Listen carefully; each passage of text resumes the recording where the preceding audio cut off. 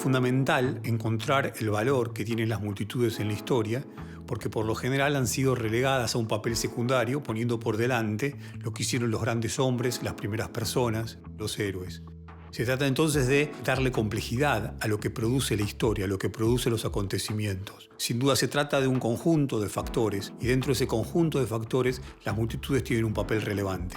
Hola, ¿qué tal? ¿Cómo están? ¿Cómo va? ¿Bien? Me gustaría como colocar una primera pregunta a propósito de qué se sabe en la sociedad argentina sobre San Martín. ¿Cuál es el sentido común que nos rodea sobre San Martín? Pensando probablemente en compañeros, colegas de ustedes, bien, futuros docentes, futuros colegas, también pensando en sus familias. ¿Qué es lo que conocemos sobre San Martín? Sobre San Martín se han escrito cantidad de libros, se han visto cantidad de imágenes, se han visto bastantes películas también. Por tanto, uno puede pensar que hay un conocimiento sobre él.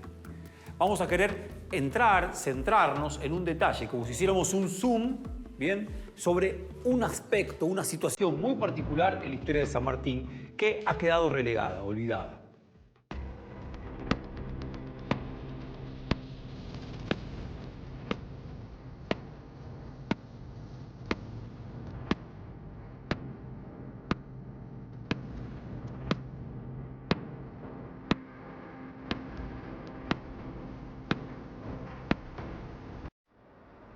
Es el padre de la patria intentando ser esa parte humana y al mismo tiempo militar. Padre de la patria un tanto redundante. La palabra patria, bien, tiene que ver con la palabra padre. Padre de la patria sería como la redundancia de la paternidad. Hay una fusión del San Martín como abuelo y el San Martín como militar. Libertador de Argentina, Chile y Perú, nada más y nada menos desde ya. Merece esas palabras, merece esos rótulos, merece esas categorías. Bien, bueno, parte de lo que se conoce sin duda tiene que ver con esto. No sé quién tiene ganas de comentar algo acerca de cuál entiende que es ese saber usual que circula sobre San Martín. Quizás las corrientes historiográficas, como la cuentan, tienen una versión diferente. Por un lado lo van a recordar como la parte más militar y otro quizás como la parte más de acción política, las medidas económicas, sociales. Bien, está bueno, efectivamente, ¿no? Hay distintas corrientes historiográficas y cada una de ellas señala, acentúa más uno de estos rasgos. Probablemente, y un poco desplazándome de esas corrientes historiográficas, algo que dijo el compañero es bien interesante. A veces a San Martín se lo plantea tan solo como un militar, como un gran militar. Y pocas veces se lo piensa también como un político. Y además, menos veces aún como un político revolucionario. Bienvenidos. Ustedes están por ingresar al Instituto Nacional Sanmartiniano, que como bien saben nos dedicamos a estudiar, investigar, difundir y divulgar la vida y obra de José Francisco de San Martín. Pensar en esta imagen, que probablemente es una de las que más conocidas de San Martín y la que resume en buena medida esta cuestión de el padre de la patria, bien, aquel que da la independencia a Argentina, a Chile y Perú, aunque aquí aparece la bandera argentina sobre todo. Y esta imagen además tiene una historia interesantísima. Es tan reconocida, tan importante, y sin embargo no hay ninguna certeza acerca de quién fue quien pintó esta imagen. Yo diría, es una imagen la más conocida de San Martín, pero sin embargo no tiene un autor o autora segura. Es probablemente una de las imágenes más conocidas de San Martín porque tiene todo lo que lo representaba, ya sea la cara misma, que ya es en sí simbólica, después los laureles, la bandera, la ropa militar. Entonces es una imagen que cuando uno piensa en San Martín quizás le venga rápidamente a la mente. Y me interesaba también compartir esta otra imagen con ustedes que añade, que agrega otros de los sentidos fundamentales alrededor de San Martín. No solamente padre de la patria, sino también aquel que logró la proeza de cruzar los Andes. Y no cruzarlo solo, sino cruzarlo con un ejército de 5.000 hombres que, de inmediato, haber cruzado los Andes, tenían que librar una batalla, que fue la batalla de Chacabuco, batalla fundamental para la independencia de Chile.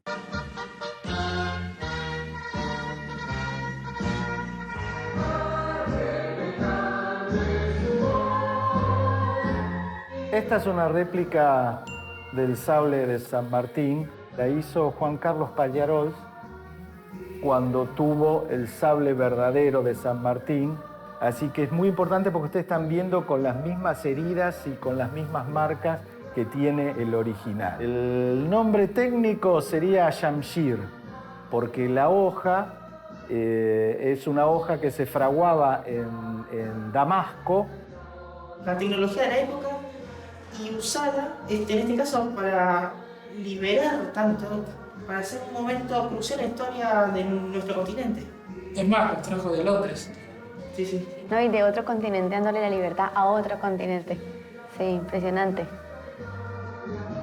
San Martín condujo ejércitos que fueron de liberación y no de ocupación. Tomó como eje central la educación, la ilustración y que el pueblo pueda comprender claramente hacia dónde iba el objetivo de la libertad. Popularmente se lo ve encima del caballo con una espada, todos en la guerra, digamos, en la lucha en sí. Es cierto, lo que ustedes comentan, lo que a nosotros nos llega de parte de la gente. Pero creo que lo importante de San Martín es que ha sido una personalidad excluyente y completa. Son imágenes que se llevan muy bien entre sí, ¿no? Tanto que presentan un San Martín que casi ya está entrando en la inmortalidad. Quería mostrar esta otra imagen, bien, porque claro, es el primer monumento ecuestre que se hizo de San Martín. Bien. A ver, San Martín muere en 1850, sabemos todos, 17 de agosto. Bien, de 1850. Muere en Boulogne-sur-Mer, Francia, lo sabemos, ok. Ahora, la primera estatua ecuestre que se hace de San Martín no se hace de inmediato, recién se hace en 1862. ¿Y se emplaza dónde? En la ciudad de Buenos Aires, donde estaba en su momento el Campo de Marte, ¿no? Donde se entrenaban las milicias, muy cerca de Retiro. Claro, lo interesantísimo de esta imagen es que luego las estatuas ecuestres de San Martín o las estatuas de San Martín se reprodujeron en todo el país. ¿Qué me interesa que hagamos en la clase de hoy, que pensemos en la clase de hoy? Yo diría sí, que pensemos en un par de imágenes que faltan de San Martín, o que están por lo menos muy desplazadas, escondidas, soterradas, y que vale la pena pensarlas. ¿Por qué faltan esas imágenes?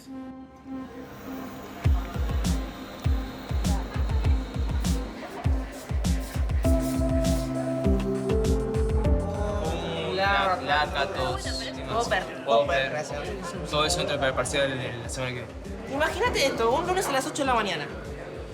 Das una clase y empiezas a hablar de totalmente histórico, político, y hablando.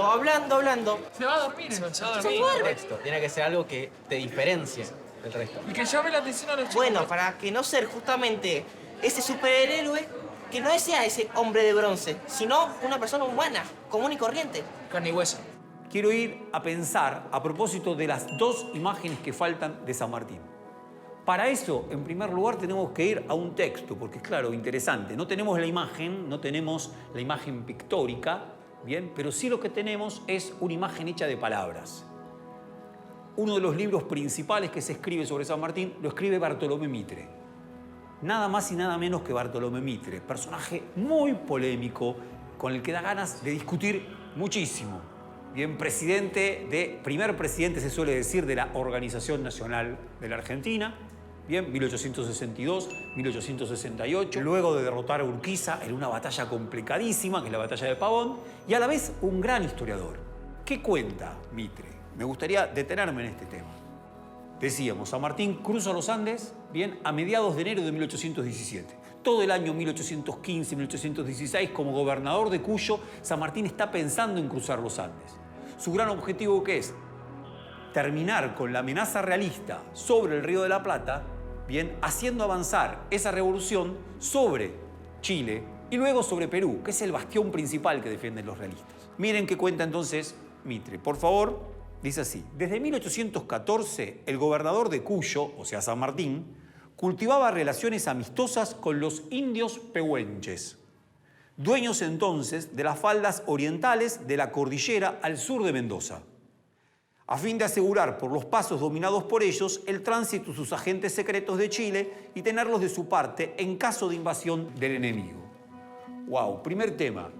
Aparece un San Martín que cultiva relación con un grupo, hoy diríamos, con un pueblo originario, los pehuenches. No, la gente del Pehuén, de la familia de los mapuches. Llama la atención, por empezar, esto, un San Martín cultivando esta relación. Al efecto, dice Mitre, los invitó a un parlamento general, un parlamento general, una asamblea para intercambiar ideas entre el gobernador de Cuyo y ellos, indios pehuenches, con sus colocolos. Colocolos eran como sus curacas, sus caciques. San Martín solicitó en esa solemne asamblea con los indios pehuenches pasar por las tierras de ellos para atacar por el Planchón y el Portillo. Primero, acá también hay algo raro, incómodo.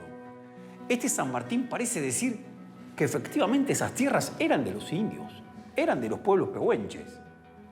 ¡Wow! Hoy llamaría mucho la atención, porque hoy mucho de esto está en discusión. La Argentina no se piensa a sí misma como una nación plurinacional.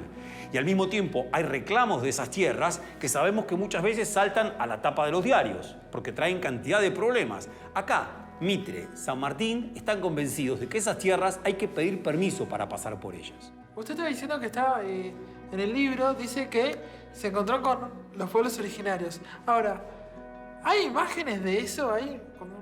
Dice que hay un abrazo, pero ¿hay imágenes de ese encuentro? Esta es una imagen que falta. O me corrijo a partir de lo que plantea el compañero, que falta o que está corrida, que está desplazada, que está escondida, que está desfigurada también. Omitida. Omitida. Vamos a ver esto. Vamos a ver esto cómo funciona. Yo tengo una duda. Me quedé pensando en lo que significa mostrar y ocultar una imagen. Porque las imágenes también nos están diciendo algo. Y en el hecho de que se ocultó esta imagen de San Martín con el abrazo a los indígenas pehuenches, también es ocultar que se los reconoce. Porque como dice Mitre, o sea, San Martín reconoció que esas tierras pertenecían a los indígenas. Bien. Entonces, al ocultarlo, también estamos ocultando esa imagen. Me gustaría pensar lo siguiente, con una extrañeza más. Está escrito por Mitre. O sea, Mitre escribió esto. Sin embargo, la cultura argentina posterior se preocupó por dejarlo de lado. Ñecuñán, que era el cacique más antiguo, se reúne, lo llama a todos, se acerca a San Martín y le dice que la totalidad está dispuesto a acompañarlo, menos 3, por lo cual ese parlamento había sido un éxito. San Martín toma el centro de la plaza y va el resto de los caciques y se abrazan, en un abrazo de confraternidad que llevaba políticamente, implícitamente y militarmente una necesidad fundamental de San Martín. Traje una copia de la película El Santo de la Espada. Película recontra importante porque fue una de las películas más vistas del cine argentino, 1970, donde esta escena aparece, pero totalmente transformada. Bien, le vamos a prestar atención a eso, ¿sí? Mendocinos, 130 sables tengo arrumbados por falta de brazos valientes que los empuñen. El que ame a su patria y a su honor, venga a tomarlos. ¡A las armas, mendocinos! Del encuentro con los pehuenches, de que habla Mitre de la manera que habla, con tanto romanticismo, tan recargada, la descripción, lo que queda es esto. Un San Martín que está hablando y lo llama, además, lo llama cuyanos. Bien, un San Martín que está hablando y un conjunto de hombres que están sentados. Claro, en la posición misma está el tema. Si en la descripción de Mitre se trata de un parlamento en donde están uno al mismo pie que el otro, acá se trata de uno parado, San Martín, y todos los demás, bien, simplemente sentados escuchando, sin la palabra, sin la decisión como propia, sin parlamento. Hay sumisión, lo que veo, no un encuentro entre pares como dijo en un momento Mitre. Sí, me parece tal cual, ¿no? Estar sentados implica inacción. Estar sentados está bien alejado de una posición de igualdad. El que está de pie, por supuesto, está por encima de aquel que está sentado. Desde ya los invito y las invito a que vean la película. Vale muchísimo la pena ver la película. Ahora, vale la pena ver la película con ojos críticos también. Es una película en donde algo del sentido conservador, bien, argentino, está en su máximo esplendor. Y probablemente en esta imagen algo de ese sentido conservador, bien, se refleje. Y en esta acción que usted nos narra, profe, ¿qué tan sincero fue San Martín con los pehuenches? Bueno, ahí hay todo un tema. ¿Qué tan sincero fue San Martín con los pehuenches? ¿No? ¿Qué tan sincero fue San Martín con los pehuenches? ¿Qué perseguía? ¿Perseguía algo más? Escuchen esto que escribe Mitre, porque digo, hasta este momento Mitre parecía ser un interesantísimo historiador que le devolvía justicia a una escena que quedó tan postergada. Sin embargo, concluye así. Había previsto el diplomático criollo, se está refiriendo a San Martín, que los indios, con su natural perfidia, perfidia, mal, ¿no? Pero un mal acendrado, o bien los caciques disidentes denunciarían su simulado proyecto a Marcó, como en efecto sucedió. Pero por si acaso no lo hacían, él se apresuró a comunicárselo directamente por medio de una de sus tramoyas habituales. A ver, claro, miren lo que está diciendo. Mitre, después de contarnos todo esto, nos dice que San Martín había pensado hacer esto porque él conocía que los indios tenían natural perfidia, natural maldad. ¿De dónde saca esto Mitre? Claro, y ahí uno empieza a dudar. Mitre escribe este libro en su edición definitiva en 1887. Es en la época del positivismo. Bien, es en la época del racismo. Bien, es en la época más acendrada del racismo, ¿no? Como más extrema del racismo.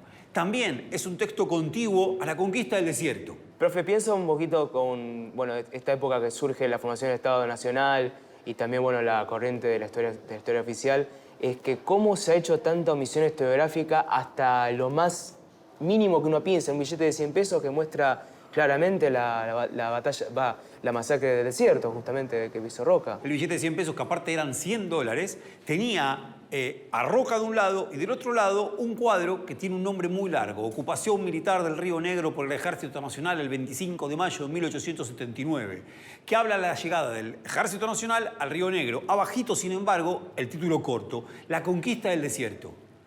Ese cuadro, que luego se compuso como parte del billete, es contemporáneo al texto de Mitre, Eduardo, tal cual. Es contemporáneo ese texto. ¿Y qué se hace? Se hace desaparecer en esa imagen. En esa imagen, en el billete, no hay pueblos originarios, como hoy decimos. No hay indígenas. Simplemente lo que hay es un ejército nacional que ocupa un territorio que se llama desierto, pero que de desierto no tenía nada.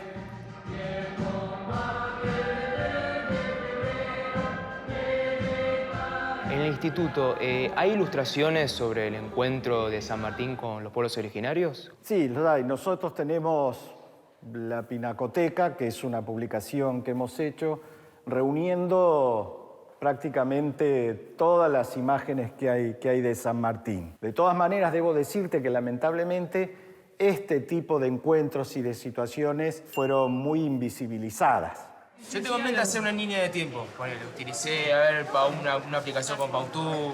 También puedes usar Canva para hacer líneas de tiempo. También, línea de tiempo, sí. Sí. Canva te sirve para poder hacer infografías, líneas de tiempo. Si vos pones con las plantillas predeterminadas que trae la aplicación, pones línea de tiempo en el buscador y te aparecen distintos modelos de línea. Tenés en horizontal, en vertical, algunos le puedes agregar fotos, otros no. En ese sentido, de verdad, los recursos que tenés para educación generalmente son fáciles de utilizar. Lo que quería hacer con la historieta era justamente mostrársela para hacerse sobre San Martín. Pero tengo un miedo, que es que no sea ese gran hombre, que no sea justamente lo que pasa en la historieta, que sea un Superman, un Batman, un Iron Man, mostrar al hombre humano. Claro. Pero hacer una historieta puede generar justamente lo contrario, parecer que sea el hombre de bronce. Y se me hace que es difícil sacar a los estudiantes de ese papel. Y quizás si vos le tirás la idea de que ellos participen y de que interfieran en esta historieta, lo van a tomar desde ese lado. Claro, usar otra cosa, porque la verdad, sinceramente, eso es el problema. Sí. No sé si lo usaría. Bueno, yo le anoté todo acá. Entonces tenemos primero línea de tiempo, segundo historieta, tercero podcast. Y a mí se me ocurrió hacer algo con TikTok, porque viste que los chicos están todo el tiempo con los videitos, con el TikTok. ¿No te parece que la idea de TikTok es que dure lo menos posible? ¿Cómo haces para pero que sea meter la historia? No. Pero no meterían todo, que ellos elijan un hecho en particular. Y ahí podían usar lo del encuentro con los pehuenches en 30 segundos. Pero no sé cómo llevarlo al aula si decirles que hagan un video de ellos cantando sobre la situación o que busquen imágenes. La forma didáctica es hacer un podcast. Y se vio que los chicos se interesaban. Nos queda elegir cuál vamos a llevar a la clase. Sí, ¿cuál es mejor? Pros y contras y resolvemos cuando cierra más. Alguna que otra crítica también. Exacto.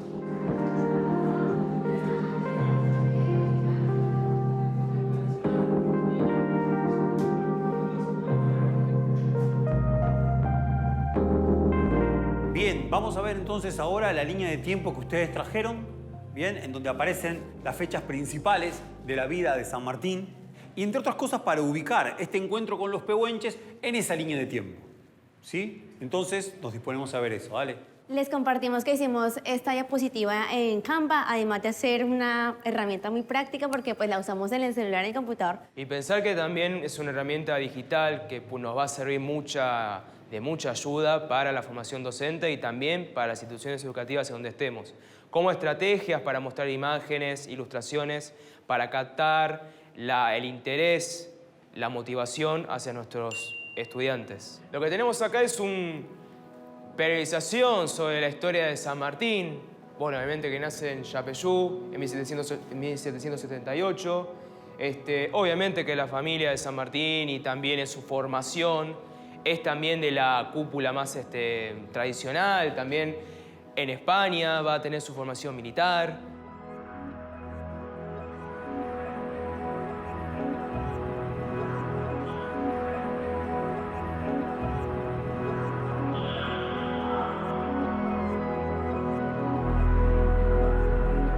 Bien, en esta línea de tiempo que ustedes construyeron, que está muy bien, en efecto están las fechas principales, ¿no? Las fechas principales, ¿no? Por lo general, en estas líneas de tiempo, lo que aparece son los grandes hechos de la historia. Lo que escasea es la menudencia, lo que escasea es este detalle, lo que escasea es justamente la presencia de estas multitudes pehuenches que se reúnen con San Martín en el fuerte de San Carlos al comienzo de la primavera del año 1817, cosa que ustedes también incluyeron. Y al incluirlo, me parece, muestran como una suerte de destiempo, ¿no? Hay como un contratiempo entre estas fechas mayores y estas fechas que sin duda ligan a San Martín con las clases populares.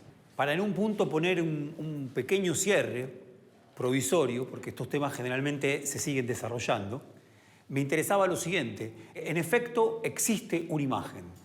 Existe una imagen sobre ese encuentro entre San Martín y los pehuenches, compuesta en el año 1931, o sea, muy cercana a la escritura del libro de Ricardo Rojas, El Santo de la Espada, que es de 1933, y quien mandó hacer esa imagen fue una notable maestra de origen riojana, que después tuvo una circulación y una presencia en el conjunto de la nación bien interesante, Rosario Vera Peñalosa. Probablemente hayan sentido hablar de ella, incluso tiene un himno, Rosario Vera Peñalosa. Le encargó a un grabador la composición de esta imagen. El encuentro entre San Martín y los pehuenches, 1931. Lo más probable es que no la conozcan, confieso. Yo tampoco la conocía hasta hace muy poco tiempo. Esta imagen entonces es un grabado. Los grabados se hacen en muchas copias, por tanto debe haber varias. La que conocemos que existe, ¿dónde está? En el Museo de San Carlos, el sitio donde ocurrió el encuentro entre San Martín y los pehuenches, al sur de Mendoza. Ahí hay un museo y en ese museo está este grabado. Bien, ¿cómo se llama? La consulta. ¿Por qué? Porque precisamente es la consulta que San Martín hace a los pehuenches, a sus colocolos, a sus caciques, para ver si puede pasar, como había señalado Federico muy bien, hacia Chile, bien, por los pasos del sur de Mendoza. En el grabado tal cual como está, no hay nada que pueda hablar de esa fea conclusión de Mitre, ideológica conclusión de Mitre acerca de la perfidia natural que suponía San Martín en los indios. San Martín le pide permiso a los pehuenches para poder pasar por sus tierras, porque estas tierras estaban habitadas por ellos. En este caso, San Martín hace este encuentro y los pehuenches le dan ganado y no le dan caballos, le dan mulas. ¿Por qué? Porque el caballo no resiste, tiene vértigo a grandes alturas y las mulas no. En este caso, los pehuenches le dan las mulas para poder pasar a lo que hoy sería Chile. Acá sencillamente es el encuentro, incluso el abrazo. Bien. Me gustaría decir tan solo, insisto, para poner un provisorio epílogo a esto, bien, que esta imagen sería interesantísima que circule mucho. Sería interesantísimo, me gustaría que cuando ustedes den clases de historia, esta imagen sea una imagen que acompaña a las otras imágenes de San Martín, siempre rodeado de personas de alta clase o de militares, bien, que esta otra imagen tan extraña tenga una presencia en la imaginación futura de nuestros estudiantes, de nuestras chicas, de nuestros chicos.